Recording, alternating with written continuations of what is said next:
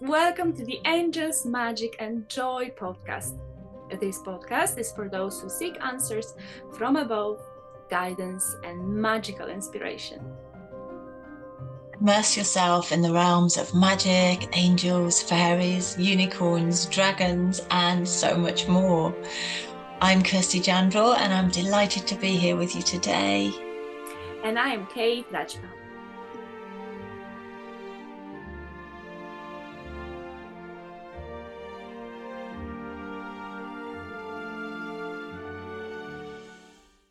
Hello everyone, and welcome back to the Angels, Magic and Joy podcast. And we're so delighted to welcome you, whether you're a regular tuner in, a regular viewer, or whether this is your first time. We just are so grateful for your presence here. So welcome, and welcome, Kate. How are you today, my love? Hello, lovely. So happy we meet again for our amazing chats. So looking forward to it because today's topic is like a cherry on top. It's probably my favorite, and I feel this episode is going to be my personal favorite. Yes, and yeah, we felt we had to do this. We were compelled to do this episode, or actually we're going to record two. But yes, the first of these is our top tips to keep your vibe high, to keep your vibration high. Casey and I are going to discuss how we've learned over the years and how we've been able to pull from so much wisdom from other people and our teachers, our mentors and our experiences, how we can keep our vibration, our frequency as high as possible, our mood as high as possible, in these ever challenging times, so that really self-care becomes the focus of our everyday and not something that's just a luxury that we look at, you know, when everything else is done. So that's what we're going to chat about. So Kate, would you like to start, my love, by just briefly describing what keeping your vibe high means to you? I'd say very simple. I suppose everybody are aware of that, but I feel like it's important to mention because very often is, you know, like dark energy is bad and the other one is good. It's more like, you know, having that awareness of everything is just a frequency. So what we're going to share today is kind of being in that frequency that serves us, supports us, that helps us on, you know, everyday life, helps us, you know, keeping us healthy, happy, and everything what's included. And just want to mention that this is a part one, because it's going to be part two, because we have loads to share, don't we, Kirsty? And what do you think? So what in your opinion, how would you describe it? How is it to be in a high vibe? Yeah. Thank you, Kate. That was beautiful. Yes, and we couldn't keep it to one episode. So a little disclaimer there. Yeah, for me, it means literally how I feel in my body and how I can feel as happy, as uplifted, as expansive, and optimistic, and enjoy really as much as possible. And I think we talked about this a little bit in the last episode. If you haven't watched the episode before this, we were talking a little bit about being in heart-centered space, and we were talking about the potency of every person being in the highest frequency possible, and the effects, the positive effects that can have on everything around you, up to actually about 20 miles apparently within your radius. So yeah, so that's what it means for me, being as high and clear and happy and expansive and as joyous as possible. Yeah. So with that in mind, would you like to talk into the first topic that we've highlighted, Kate, which is I feel so fundamental to this whole topic, that of gratitude. It's an absolute foundation, isn't it? And I can sense my energy so different.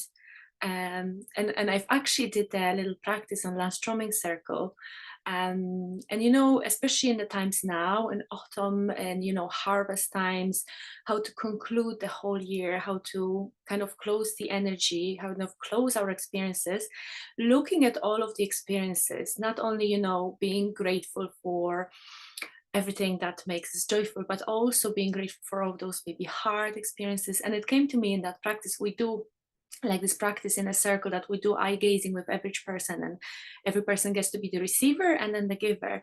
And I found it so beautiful, like there were some tears, and I feel gratitude. It's just so powerful, isn't it, Kirsty? That's so beautiful, so beautiful. Yes, it is. It is. And I mean, it's a universal part of a universal spiritual law of attraction, isn't it? And it's it's undeniably an element of quantum physics that basically what you focus on magnifies, amplifies. So just from that perspective, it goes without saying that when you are grateful for something, basically that will amplify in your life. So I think in our times when it's very easy to focus on the issues that we have, that the obstacles and initiations we move through, of course we have to give them our focus to be able to work through them and integrate them.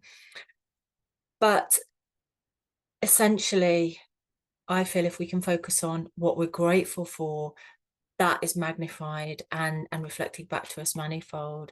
And I just wanted to share with you, Kate, actually, and our audience, something that changed in my life when I first became aware of the power of gratitude. It was, oh my goodness, back in, I think 2000 oh my gosh, 2012, somewhere like that, 2011, 2012. And as part of some of my ongoing yoga training, a teacher gave us a sadhana practice, which is a spiritual practice, which lasts for 40 days, and we were to keep a gratitude diary. So I'd never done this before in such a systematic way, and it was very, very simple. We were just told to write down at the end of each day 3 things that we were grateful for, but be very specific. Keep it, keep it short, but keep it very specific. So, for example, I was so grateful that someone smiled at me in the supermarket, or I was so grateful to have had this experience with my friend, or whatever it was, but to be specific. And then to watch how your life changed after that. And I just can't tell you I think it was 2011, and it was, my life literally changed during those 40 days. And it was a practice then. I just carried on and carried on. Yeah, it was just amazing. I just doors started to open up, opportunities started to come in, my business flourished.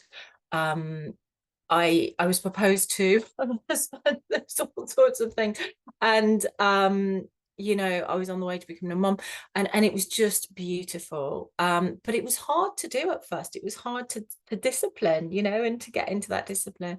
And now it's something that's just become so fundamental that I can't imagine not having that practice, whether it's that formal or just, it doesn't have to be that formal, but just sometimes taking a breath, putting your feet on the floor and feeling the blessings and the love for what you have in your life. Even in the most challenging times, we can find things that we're grateful for. So yeah, so just wanted to share that with I you. love that. Thank you so much, Kirsty. Love that.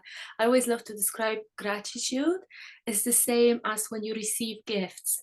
And sometimes, you receive a gift that you're really happy about because it's something that you wanted for so long. I don't know, a candle or jewelry. Sometimes someone is gifting you something, but it's not exactly maybe what you would like, but it's still a gift. And it's the same with everything that we experience. It's always a gift from the universe and from others, whatever.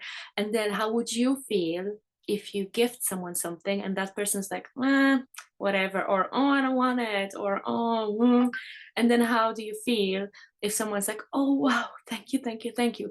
Then you feel like you wish to give more, isn't it? And I feel the same universe Yeah, works. The more exactly. you're grateful, the universe is like, okay, you're happy, there we go, you want more. Yes, So I love exactly, that. Yeah. exactly that. It's yeah, when we show that, it's literally a signal to the universe that please give me more of that, because yeah, I am so happy, and it matches, it literally matches the vibration of that which we're giving out. Oh, I So love that. Thank beautiful. you. And so let's move on to the next one because as we said, we've plenty. As we send our gratitude, I felt that very important and also very fundamental is looking after our boundaries. Mm. Also, as well as asking for help, that very often we get caught only in our inner world, in our inner troubles, with our own, things that we often forget about that impact of another person. How would you say, with your experience with saying no or setting the boundaries in any way? Yeah, thank you, Kate. Well, I think we've both identified as recovering people pleasers, haven't we? And if you're watching this, I'm sure that you can possibly identify with what it means to, I think, as an empath, being able to feel what others feel, and really wanting everybody to be in as happy a space as possible. It's very, very easy to actually not have those boundaries for your self-care, and easily get into a place of exhaustion, depletion, so that you arrive in a place where your energy is so low that you've actually not got anything left to give out. And it's that feeling. So for me, it's this symbol, this infinity symbol. I think we mentioned this before, this lemniscate of reciprocity, and it's this balance in energies. So whatever we're giving out, it's really important that we receive back. So whatever you give, you receive back. And it's very much like fuel in a car. I think it's probably one of the simplest ways of explaining it. If we're going on a long distance journey and we know that the tank's going to become empty, we need to stop and refuel it. Otherwise, we're just going to stop. And it's the same with us. When we stop and refuel the car, our engine, we can continue. Sometimes there's a lot of discussion around self-care and selflessness, and where selfishness and where those two interact. And I think for a long time, people, especially empaths, felt that, gosh, if I have the right to say no, that's actually being selfish. But in actual fact, it's the opposite, because if you're able to maintain your own energy and your own well-being, then you're able to give that out to others as well as enjoy yourself. And of course, there are ways we can say no. I mean, we can always say no from that loving heart space, and when we talk from that place of real integrity, whoever is on the receiving end of that no will really receive that and understand that it's not meant with any malice or any hardness and lack of love. So yeah, that's sort of in a nutshell how I I feel. love the Okay, how about paradox you? of people pleasing because it's called people pleasing, but while that, you're actually not pleasing anyone by not being in your truth, isn't it? It's a practice for sure, and it's like any sort of spiritual practice, really. It's important that we keep doing it so that we can get better and better at it, because I think when I feel like setting the boundaries, like your own energy, there's so much, like for me personally, like there was so much shift happening on the mind level, so much Mm, understanding into it. I feel like this whole, I feel we can do the episode just on that because there's so much, it's such a deep topic, isn't it? is. It really is. And as you say, with gratitude, gratitude is so important, and boundaries are so important. And you know, if we're continuing along this spiritual path and wanting to do the best we can for ourselves and those we love, and the global community as well, it's essential. It's essential that we understand where those boundaries are. So yeah. Okay. Oh, another favorite of both of us next, Kate, is where does nature and the elements fit in to this picture of high vibe?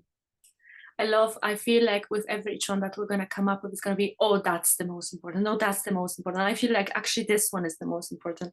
I remember when I was in art school, anytime we did the art history was like, that painting, the most profound in the history. And then another painting, that was the most profound. I was like, wait a minute, the other one was supposed to. So I feel like every each one of them is so important. Oh my God, where do we even start with nature? An absolute foundation. And I would like to, put it kind of in two separate things, because of course, nature, plants, being outside, it's our fuel, it's us. It's connecting with our true nature because we are nature. So where do we even start with that? And you can absorb it in so many ways, and you can connect with nature even in the moments that you can't connect, isn't it? Like, I love it. First of all, you can bring nature home, right? You can bring your plants home, you can bring the outdoor in. That's one thing. The second thing is intentionally connecting with the elements. If sometimes we can't go for a walk, for our daily walk or something, we can always connect with nature, with sounds. We're going to dive into the sounds in a minute as well, but you can just play the nature sounds in the background, and it's already connecting with nature. Or intentionally connecting with the elements the moment you light your candle. I don't like saying invoking, welcoming the element of fire, having that intention. You're having your bath, welcoming the element of water. You're smudging your house, welcoming the element of air. And they always come. And I love how the elements, they always, especially when you're like, hold space, you welcome the air, and suddenly, it's gust of wind coming in the background. So okay, you expand that more, Kirsty, now, because I don't know how much more to add. Nature is your best healer, isn't it? It is, and I think it's just so fundamental. I mean, I think it would actually be my top tip for raising your vibration. It's the quickest way, I think, for me. And I know not everybody has that direct access to a natural environment, but whether that is through intention and connecting, as you say, with the elements, the four elements: earth, air, fire, and water, or whether it's literally standing outside, putting your feet onto the earth with bare feet and grounding. And I think that's another thing, that grounding, that connection with the earth is something that automatically will raise your vibration, because it will help you to clear any disturbances in your energy. It will help you to release. You can consciously, with intention, release anything that does not serve you, that is not in your highest good, into the earth, and the earth will receive that and transmute it for you. So that's really, really a quick way. But yeah, there's just so much. I know we both love our trees, we both love animals, with flowers. Oh my goodness. I personally, my kitchen is not my kitchen if there's not flowers in vase. But anything that you can, any way that you can connect with the purity, I think, of nature is just so healing. And you mentioned that intentional connection as well, when you're in sacred ceremony or ritual space, and that doesn't necessarily have to be a circle of 10 or 20 people. You can be standing in your own living room, or in your back garden, but just calling those elements in and their different qualities to support you and ease you and help clear share your fields and raise that vibration. Yeah, Yeah. I feel like there's so many other ways also to connect, and especially, visiting the powerful sites. And very often it doesn't have to be Glastonbury, but it could be Glastonbury, because I could feel the energy there so strongly. I was literally shaking. I don't know if you remember that. My legs were literally shaking because the energy was so powerful. And I find it so lovely, a lovely practice to bring something from that place. And very often it doesn't have to be a very well known, might be, in someone's area that they just find it, wow, this place feels powerful. So bring something from that place home to keep it, beside your bed or at your altar, and ask, of course, always asking. So there's few practices, like always asking the nature if you can, pick that fruit, if you can pick that branch. Nature usually always say yes anyway, but it's always a nice way, again, that gratitude, and then nature offers you more. And then the other lovely practice, what I love to do, because I've noticed that we tend to receive and receive from nature, but I love to do the offerings in the nature, bringing a little apple for the tree, for the place where you go, bringing, a little gift, and you're going to see that nature will pay you back. It was amazing. We have like a little sacred well nearby here, and went with my friend. She's a water priestess, and went there. And that place it's beautiful and it's amazing, but it is kind of neglected by people, and you could feel the energy of the waters, that they were kind of like upset, sad. And we did our little, and you could feel the stream like very, very gently going, right? And we did our little ritual there, with gratitude, picking the flowers, putting there, and we sat together, or we were like standing, and we hold each other's hands, and we like prayed. And then once we sat in a silence and we started praying, the water started going faster and like louder, and you could hear the stream moving faster and stronger. And we're like starting to cry. Oh my god, that's so beautiful, like the water saying thank you. So there's so many practices, with the elements themselves. I feel, okay, that's another episode we're gonna need to do. That's so Just deep. just with the waters, it's amazing. Like with each of the elements you can work so much, and there's so many ways how you can work with them. Or even, in a meditation, as we do the grounding, from your heart roots down, and intentionally connecting with with the whole mycelium, with the waters, with even, with the crystal beings in the earth, and connecting with the center of the earth. There's so many practices, isn't it, Kirsty? Absolutely. I love that. I love that just instant um impact that you're able to have on that beautiful well. It's gorgeous. Oh, but yeah, absolutely, so much. And I think suffice to say, nature's quite important in keeping your vibration high, however you are called to interact with it. So thank you. Thank you. Hey, that's wonderful. So yes, nature, so important. Thank you, Kate. So moving on to our next one, meditation and mindfulness, and how that can facilitate keeping of a high frequency. I feel like there's a lot of misconception about meditation and mindfulness, isn't it? It's like this vision of, a Buddhist in a temple on the top of the mountain, just tuning in and not being. I feel like everything is a meditation, really. Of course, you go to those states deeper whenever you have a chance, and as much you can do it. But I feel like meditation and mindfulness kind of intertwining together, to making the meditation a ritual out of everything. When you go for a walk, to have a mindful. I love to meditate. For me, the best and the biggest amount of insights I get when I move or when I walk in the movement. And and I was thinking of it, how many times during the day we do something without an intention, and we could use that to support us, having a shower, just instead of having, a quick shower, just doing and thinking of everything what's going on in the world or in our lives, just having the intention and mindfully having that intention, and cleansing myself. Please allow me, asking the water of the shower, please cleanse me, please cleanse me. Or when we stir our, I don't know, cup of coffee or cup of cacao or whatever we drink in the morning, instead of just stirring quickly and drinking it, stirring our intention into it mindfully. Please bring me joy. Let this cup of coffee bring me so much joy today as I drink it.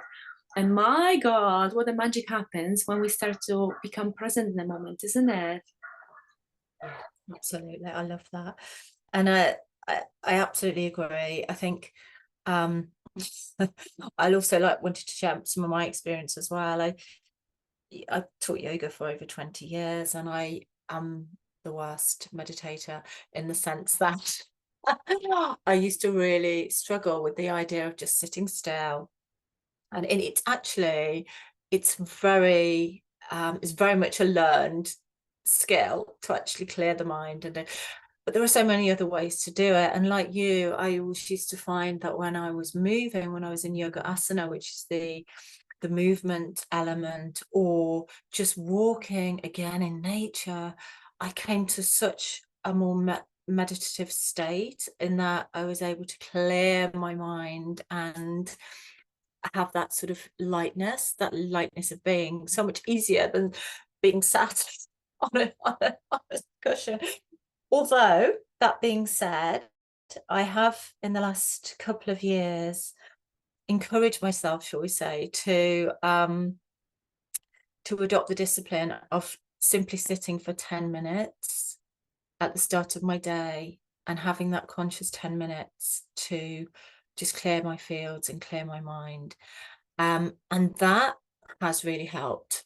Again, it's 10, 11 minutes, but it could even be 3. Just that space to clear the mind. I've found personally, for me, it helps me to be more productive, more joyous, more appreciative of the day than if I don't do that. But of course, it's not always possible. But personally speaking, that is my experience. And a mantra, I have to say, but I think we'll talk about that when we come into sound. But there are so many ways to meditate. Yeah, it can be whatever. Basically, I think the definition of meditation is to bring your conscious mind to a single point of focus. So whether that's drawing, Kate, or painting, or listening to music, anything that gives you that focus and the ability to bring what can be a scattered mind into that clear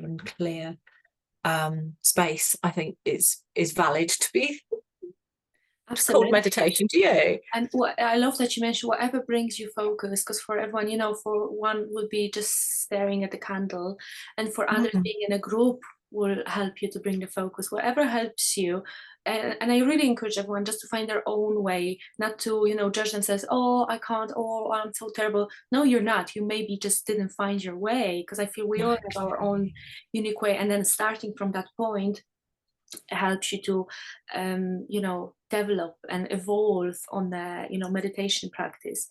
And then it all comes. I love to have my little altars around the house that they bring the focus as well. It's lovely to have just one space where you always sit, and we're gonna get back to the journaling later on. But I love to have even like a little tray where I keep my little things. I have like altars all over the house basically. But at that altar, I always sit and I always meditate. Or even in your bathroom, to have a little thing that will remind you, or something to hold, or yeah. with the rosary beads. Whatever brings you focus. I love that you mentioned that. Yeah, absolutely. No, that's absolutely right. Just anything that sort of, and altars are beautiful, aren't they, for so many reasons. But Yeah. that sort of way of anchoring it into the physical, And when you say mantras. that altar. Yeah, and you've mentioned mantras and sound, and I would say, sound in raising your vibration high. Okay, it's one of the biggest as well. Again, isn't it? So, as you said, Yeah. mantras. Would you like to expand more on the mantras? Because you've mentioned that already. I suppose you have Mm. loads of experience that with yoga, and especially with Kundalini yoga, isn't it? Yeah, it's huge. Thank you. We're segueing into the next topic, which is sound. And again, I mean, I just love music. I just love music, and it's always been a way from a very small child that I've connected with my spirit, I guess, my soul. I always love to dance, and I'm not a particularly strong singer in the sense that I can't sing in tone, but I love to sing. But I'll share a little bit about my experience, if I may, with mantra.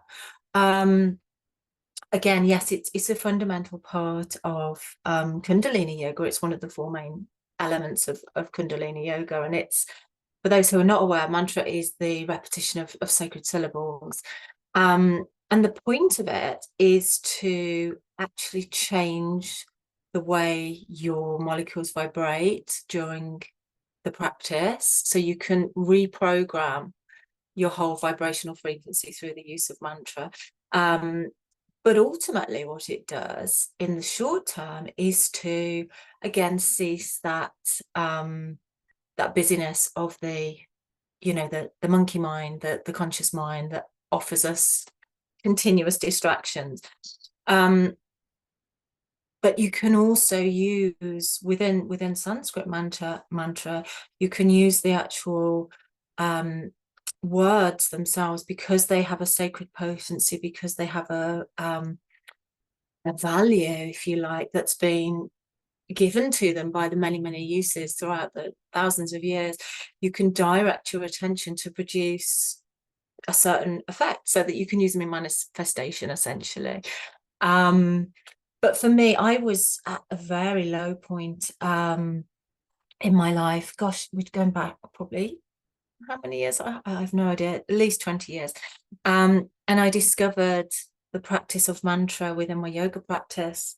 And it just kept me centered, and it kept me moving through a period in my life which was very challenging. I was actually at a very low point, and I honestly think that it helped to buoy me up and carry me through, and actually keep focused on what I wanted to bring into my life rather than what was leaving and what was my current situation. But yeah, I've used it so many times, and a 40-day mantra practice can be really potent. 40 days, because it gives you that repetition, and it doesn't need to be for very long. It can be 3 minutes. But yeah, that duration of 40 days is very potent in affecting real change. So I've used them for so many things, and yeah, I just love them, and they just make you feel so good. What would be your Proper favorite mantra. mantra at the moment, or generously? Um, One of my favorite go-tos is Om Namah Shivaya, which is a Shiva mantra.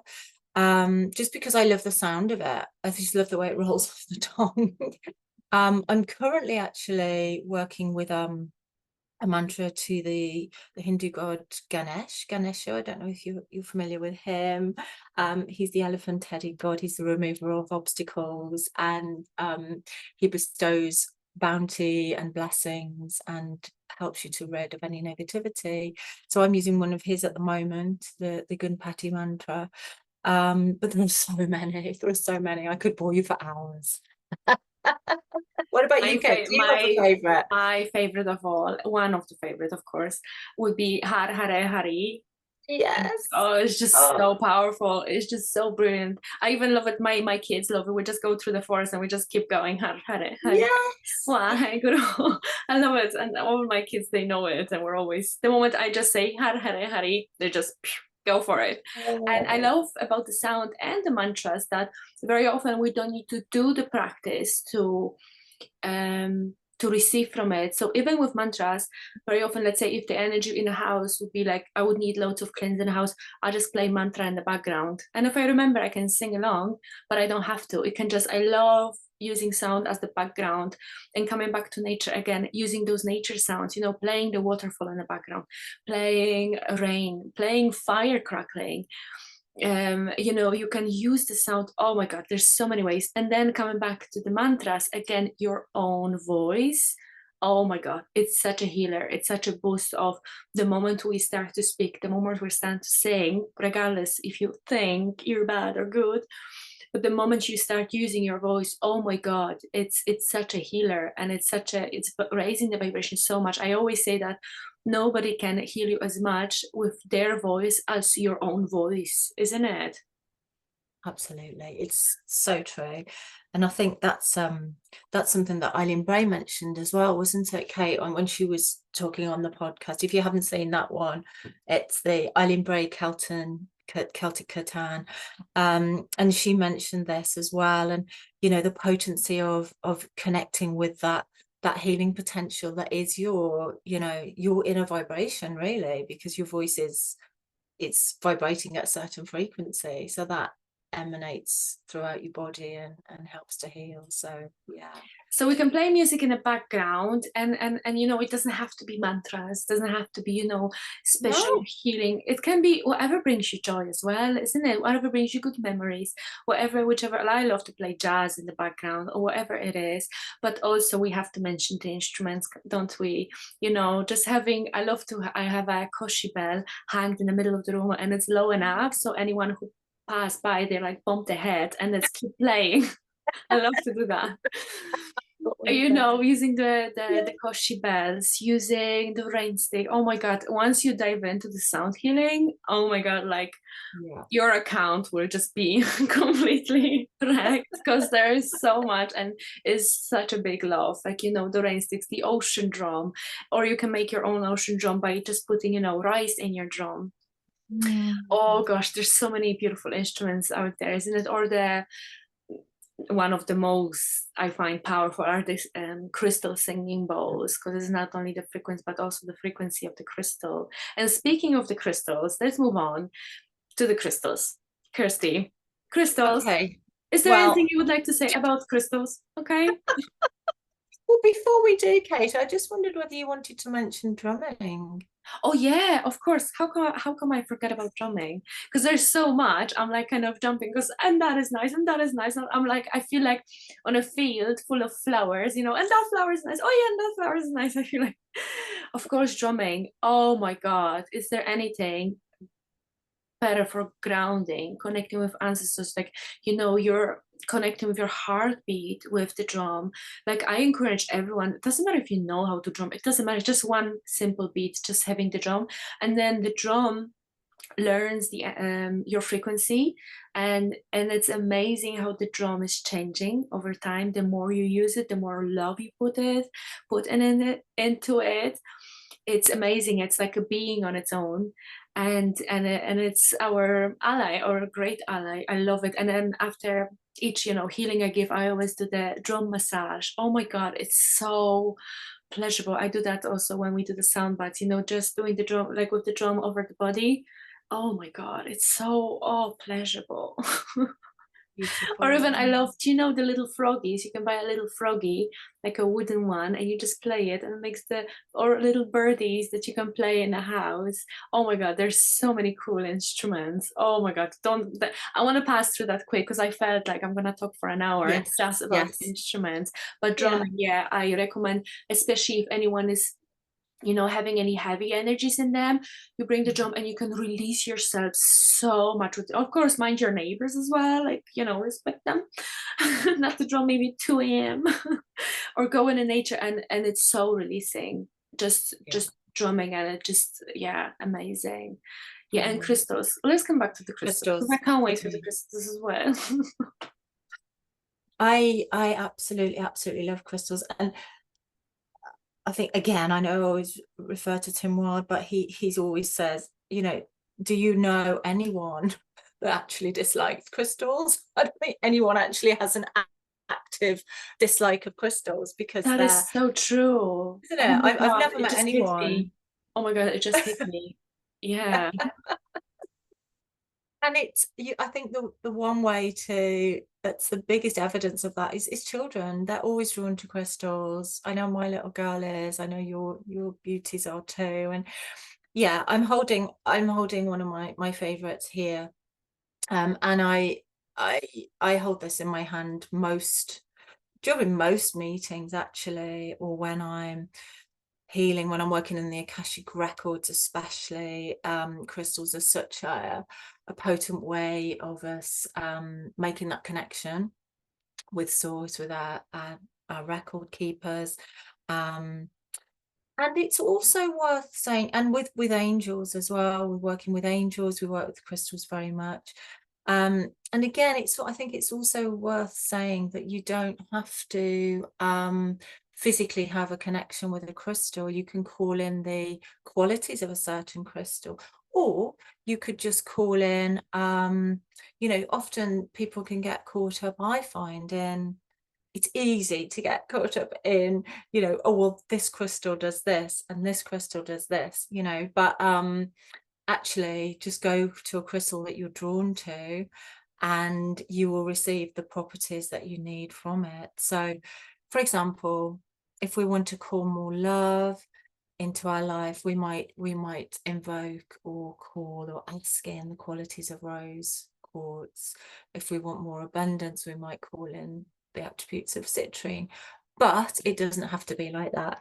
We can get healing from rose quartz, or so they're not set in their ways. But yeah, I just love them. I love making grids. I love making crystal grids, especially if I'm wanting to manifest something particular in my life. I find them so potent, in the way that you can set again, it's like meditation. It sets your focus, but you're also consciously asking each crystal and programming them to bring you a certain outcome. So there's so much. And just sitting with a crystal and going into a quiet space and allowing that crystal to talk to you and receiving the messages, they're just so many ways, aren't they, Kate? What do you want to And say? you can Shut me ask up before. you can ask them basically everything. I love communicating with the crystals and like ask them, where did they come from, how were they created, tell you the story. Oh my god, they're such an incredible beings. There's just, oh, such a big, and I love that you said, actually, is there anyone who wouldn't like crystals? That's so true. And then sometimes we would get caught up, with the idea, oh, this crystal is more precious than the other. But very often you can find crystals, like when you go to the beach or something, there's loads. So not only, like the kids always collecting rocks. Oh my god, they're so natural in that, aren't they? And then, you can wear your crystals, you can put them under your pillow, you can use them for the meditation. I love to use crystals as well for the plants. Like I would offer them a crystal, a little gift for the plant, and they're connecting and intertwining, and they're collaborating. So lovely, don't they? And oh my Yeah. gosh, yeah. And then for the connection, to ask it, because what I love about crystals and some of the things that we're going to mention is it's a physical thing that is actually spiritual, that it's, the divine. So that's what I love, that it's actually the physical thing that you can touch, that you can experience in order to connect. Because, in meditation, you kind of need to bring yourself into that state of awareness, which is what crystal will support you. And it's an interesting topic. What do you think about cleansing the crystals? Because I find quite, maybe not controversial, but it's a lot of that thing like, oh my god, this crystal is going to have a bad energy because somebody, like, would you allow, let's say there was a saying that, oh, never let anyone touch your crystal because it's going to be, the energy is going to be so dirty, we'll never get it back, and it's losing. I feel like they're always so powerful at the end of the day. It's of course, like, you wouldn't, give your crystal to, hundreds of people, come on everybody, let's touch it. Or, if you feel like washing it, just wash it because it speaks to you, but not from the position of fear. Oh my god, is something wrong with them? Like, I feel they're so powerful. They also cleanse themselves at the same time. They're only carrying the information and energy. And then, there are different ways. Of course, you can say cleansing, but not from a position of fear. Don't you think, Kirsty? I feel like there's loads of fear around it, isn't it? Yeah, I guess there is. And I think you know, they are, as you say quite rightly, they are sentient beings. They have a consciousness. Um and they're our allies. So, you know, there are so many different ways to cleanse a crystal, but I think the most important thing is to have that intention whilst you're doing it, whether you're running it underwater, whether you're leaving it out under a full moon to rest in water, whether you're putting it in salt, whether, it doesn't really matter whether you're smudging it. It's the intent. And yeah, I personally think that they can be cleared very easily, and they're almost like computers, aren't they? I mean, if you think about what computers are made of, it's silicon, which is crystal, and if you think about it in that way, they're easily cleared and they're easily reprogrammed. Again, it's setting that intention. You know, you can set your intention for them to record a meditation for you, for example. So, you know, if you start to listen to a meditation, a recorded meditation, or if you're doing a voiced meditation, you can set that intention for the crystal to receive that. And then when you want to access that meditation again, you just need to pick up the crystal and ask it. And they hold so much information. So yeah, I don't think there's any fear. I think what I just wanted to bring up, Kate, also is talking about fear. And this is something that used to really bring me a lot of stress in my life. Was when crystals used to disappear and I used to lose them, or they would break sometimes. Oh my gosh, I used to go into trauma, especially if it was my favorite crystal. And I used to think, gosh, that's going to be such bad luck, or why does the crystal not like me anymore? The truth of the matter is, they break or they disappear when they've done their work with you, and then it's either for time for them to return to the earth, or they're going to find a new ally to work with. So don't ever worry if your crystal breaks or if you lose it, because it's all in divine orchestration. Did you have that Oh God, some of them, reaction, and Kate? sometimes they're like tricksters, and I Yes. know I wouldn't put them in certain places, and then they will be found. They're traveling. They're beings on their own. I love that adventures. You know, adventures with crystals. There should be a book like that, and Well, they everyone should should. share. Well, everyone should share what adventures with crystals and what Yes, they're up please to do sometimes, share. because they're such a beautiful beings. And you've mentioned salt as well. I would like to, as we speak about crystals, mention salt, because salt, isn't it one of the most powerful ones as well? Salt. Yes, As you yes. mentioned, you know, for the crystals, you can cleanse them with salt. And how would you use salt, Kirsty, in your, you know, daily personal practice? Well, I try not to put too much on my food. Actually, when I was growing up, it was banned in our house. My mum wouldn't allow it on the dining table because it was like, no, you don't want to add salt. I grew up in the 70s, so you know.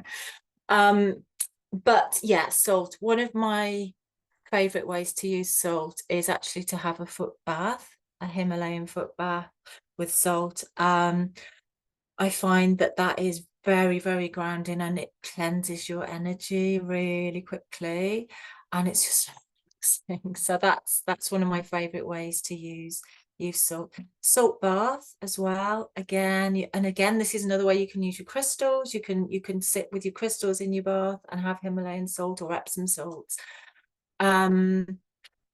I know that obviously that they're good for cleansing crystals, so you can sort of bury your crystals in salt as well.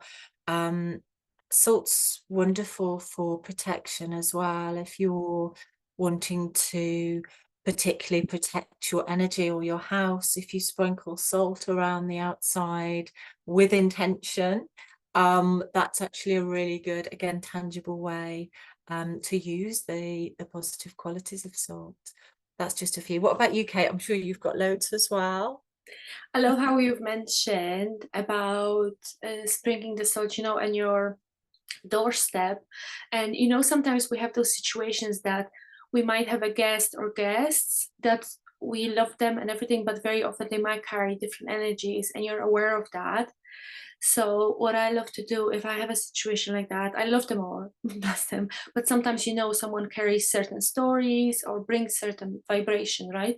So as you sprinkle the salt at your doorstep just before that person come in, with the intention that I welcome this person, and as she passed through that, only the highest good to pass through my into my home.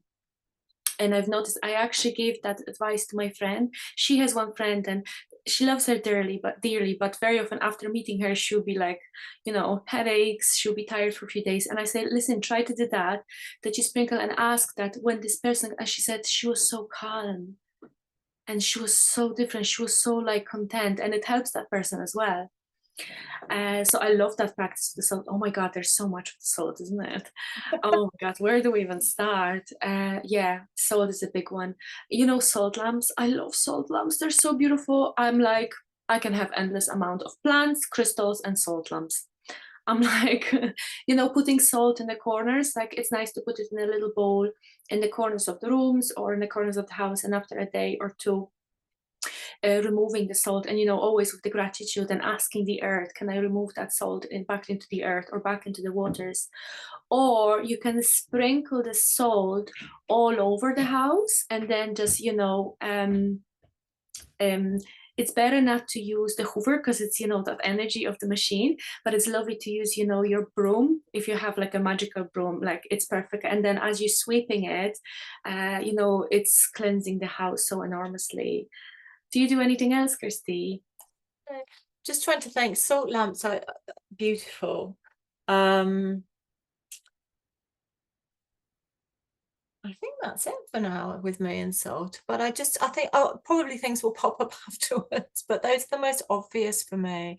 I just think that you can be creative with it, can't you? As well. It's like I love the idea that you said about the it's a very good receptor of energies that are not particularly useful for the house. So you can just using that to absorb and again returning it to the earth, knowing that it will be part of this cycle of energy is just so beautiful. So what I loved with salt after, when we had that workshop in Glastonbury and we were, smudging ourselves in the oils, yes, we would wipe our hands in salt. Oh my God, that was yes, the best feeling. I've never done that before. I mean, I would dip my hand because this is like hard to resist yeah, not to dip your hand in a salt. It's one of those things, okay? yeah, But that yeah, was no, thank so you. brilliant to wash your hands with salt. Of course, Yes, salt absorbs oil, yes.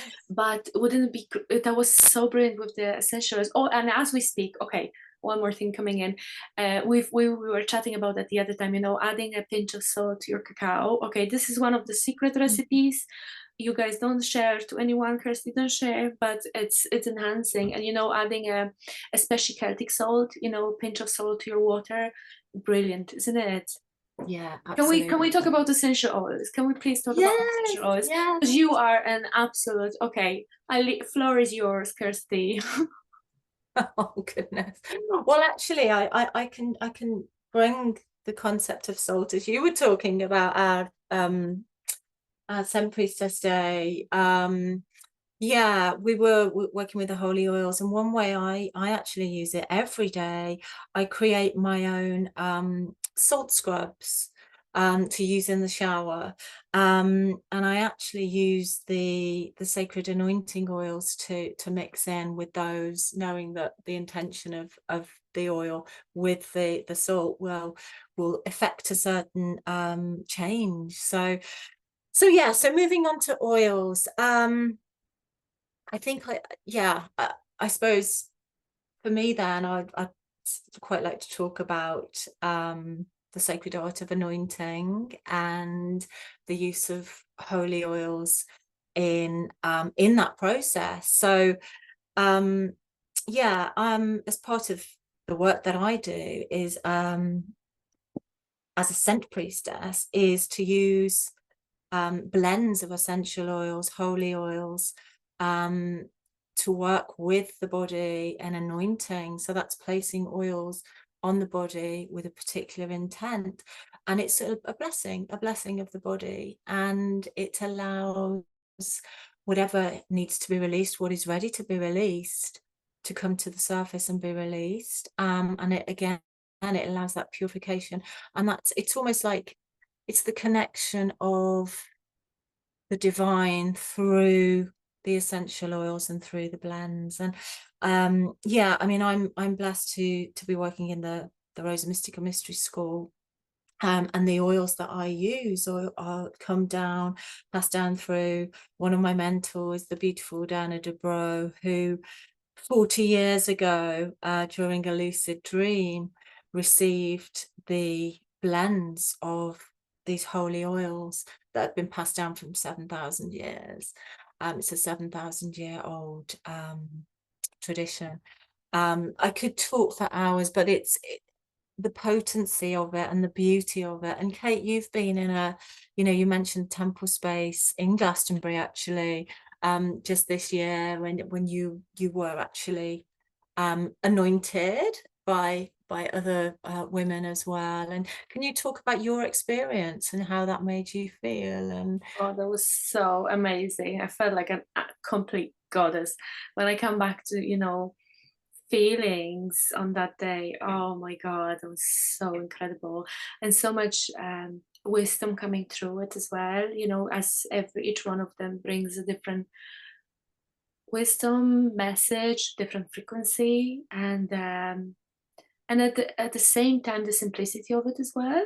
I feel like it's not like one of the practices that you need to study 50 years and you might get there, or maybe not that, but maybe it's not that it's so complicated that not everyone might understand it or something. Like, I feel it's so hard, again, heart center practice, and it's so beautiful. Absolutely loved it. How else do you use essential oils? Because let's say I would do aura sprays, of course. I recommend yes, me aura yes, let's talk sprays. about your aura sprays, They're the because best in the market, of course, because they I are do only gorgeous, my aren't aura you? sprays. So let's say auras. I'm gonna share mine one, and I have something really nice to share. So I'll go to the sacred waters as well. And when you have your oil burner, not oil burner, the diffuser. I'm not really, actually, a very interesting thing. My friend, that she's an herbalist and all, she actually shared with me that this is a nice information. When you buy candles, she said that never ever buy candles with essential oils. That if you want a scented candle, it's actually better with the synthetic ones, because when the essential oils burn, they're actually very, very toxic. So recommending not buying with the essential oils. And you can have the diffusers. And the very interesting thing, what I started doing recently, is actually my idea. I don't know if anybody else is doing that, but bringing the water from the sacred wells, from the sacred sites, and combining it with essential oils. Oh my God, it's so instead of just tap water quickly into your diffuser, but to have that sacred water. I have my special crystal or glass beautiful bottles that I hold that sacred water, and they merge so beautifully in the diffuser with the oils. And oh my God, what else with the oils? There's so much with the oils. Okay, Kirsty, floor is yours, because you probably share more, because you have so much experience. How else would you use essential oils other than anointing yourself or spraying your aura, or in the diffusers? I think that, I mean, they're beautiful. Just a few drops used in the bath as well. If you just put a few drops under running water, obviously being mindful that of any allergies and that sort of thing, but those can really help to raise the frequency. That they're such high frequency blends, and essential oils themselves run at such a high frequency because the plants and the flowers that they come from are so much higher in frequency than our physical bodies are, that by interacting with them in any way we can, you mentioned aura sprays as well, by having them in the bath with some crystals as well, I would advise, brings your frequency up, your physical body's frequency. It increases the vibration of your molecules. So yeah, I think that's a lovely way. Yeah, for me, that combination of the scent with the aura sprays, with the anointing oils, and that very visceral connection. I know that with when you put the holy oils on your body, it takes 20 minutes for the oils to move into your bloodstream, but then they can be in your bloodstream they're in your bloodstream for 6 weeks. So if you think about that, that's a very potent alchemy, actually, that's continuous. So yeah, again, a whole other topic, Kate. But thank you for bringing that in. And then, as we speak about essential oils, plants, We've mentioned nature before, but especially plants, because of course we can connect with them through the essential oils, as we've Mm. mentioned, but also, plants themselves. Oh my God, where do we start with that, Kirsty? Would you like to start, or would I start? Like, You especially when start. you collect the plants by yourself, I have my, like for some of them, I wait the whole year, like for the elderflower, or for the elderberries, or for the hawthorn, or of course roses, big time.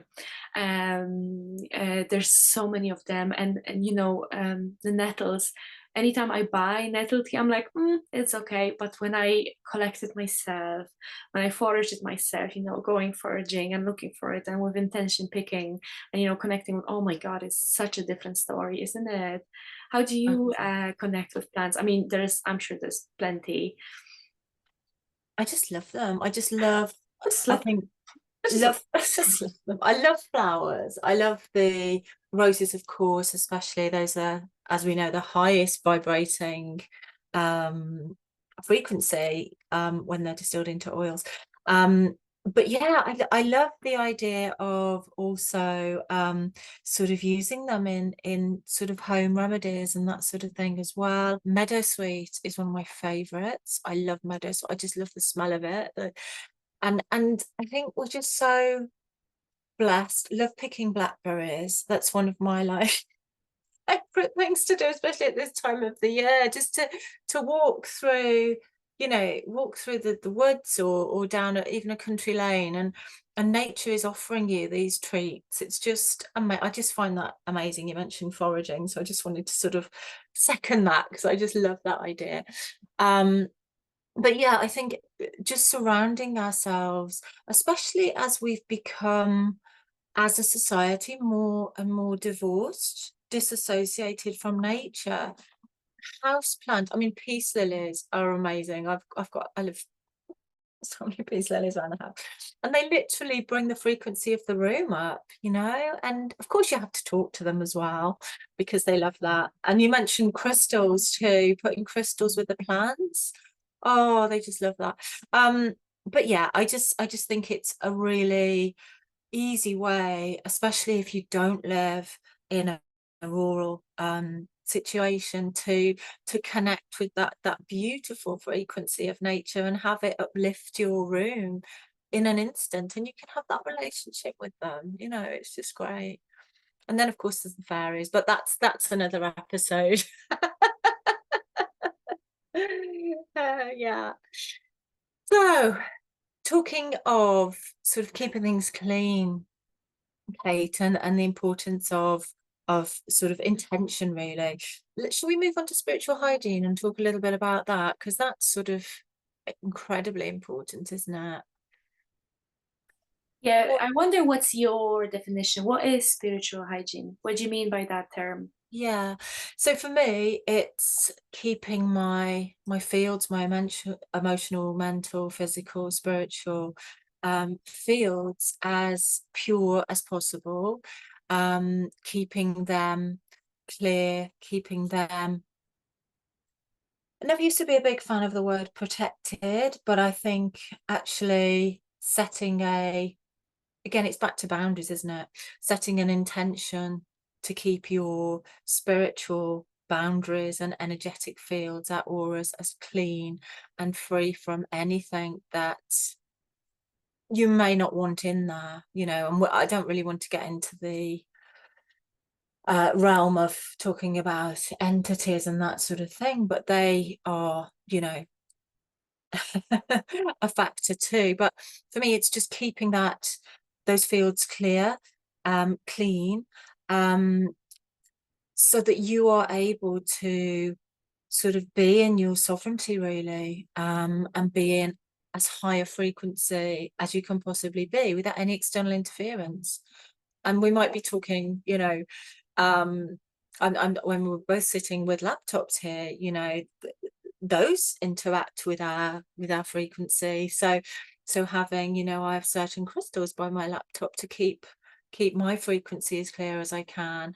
So for me, it's that sort of thing. How about you? And especially energy work, Kate, when we're doing work with clients, when we're in that sacred space, it's so important to keep that sacred space clear, so that we're holding that sanctity for the energy for ourselves and our clients and those who are working with us.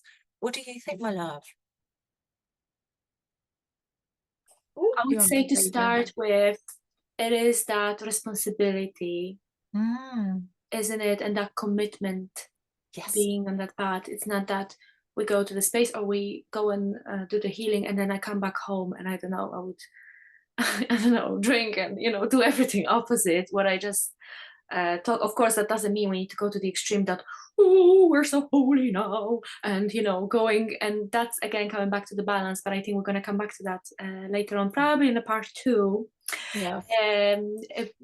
It's finding, first of all, that balance, but mostly that responsibility to always be responsible for our thoughts, for our feelings, and for whatever happen, happens in our lives all the time, to always have that responsibility, never putting that responsibility outside, that, oh, that person made me feel, or that person did something to me, or, oh, it came to me, oh, poor me. It's kind of, we always have the victim, the perpetrator, and the savior to come out of stepping out higher from that triangle, for that threesome. Stepping out of it, looking at it from the higher perspective, and that brings us that awareness and responsibility for. And then again, I love to always say, it's not like I would, okay, let's have a daily sadhana, like our whole life becomes a sadhana. Would you agree? Like, having that, everything, every thought that comes in, once you're in that higher, not higher, like the bird's eye place, right? Then everything else, everything basically becomes your daily sadhana. While you're sleeping, it's your sadhana. While you talk to your friends, while you talk to people, especially when you approach those, let's say, difficult situations, anything that's challenging, your trigger, there you go. That's the real work we're doing. But we're gonna dive into that. I suppose in part two. I feel like we might finish for today because we have so much more prepared, don't we, Kirsty? And I feel we might just close for today because we have a good few more things prepared. I hope whoever was watching and listening can share their experiences and their practices with what we've mentioned so far. What do you think, Kirsty?